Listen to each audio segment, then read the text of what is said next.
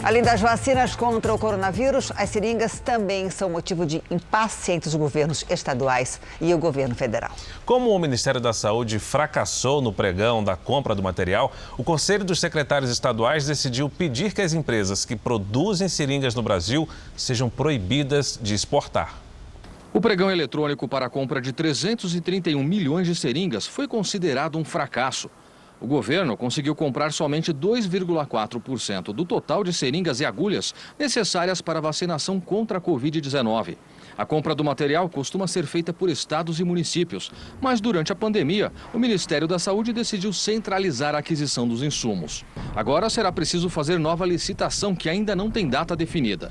A Associação Brasileira da Indústria de Artigos e Equipamentos Médicos, a BIMO, já alertava o Ministério sobre a necessidade de planejar melhor a compra e que o problema é o valor que a União quer pagar pelas seringas. Há dois caminhos. Primeiro, é importante o governo federal manter diálogo com os estados e definir que ele será o responsável pelas seringas. Segundo, é o governo federal chamar os 3 fabricantes nacionais e entender deles o que se passou ontem, e a resposta será que o preço de referência que o governo deu estava equivocado.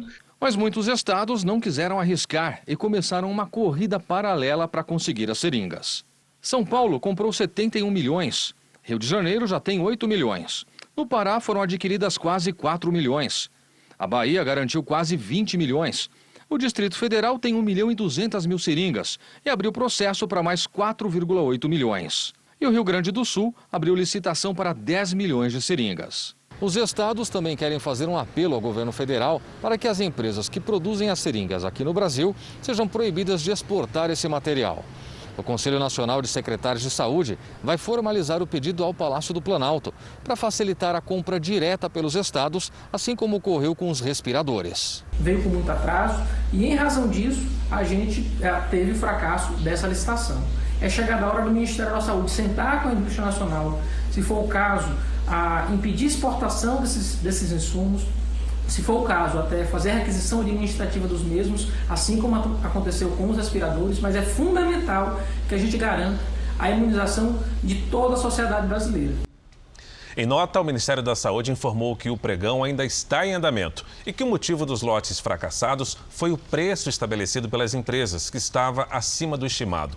A previsão do governo é assinar os contratos em janeiro. O Ministério não quis comentar o pedido feito pelo Conselho das Secretarias Estaduais de Saúde.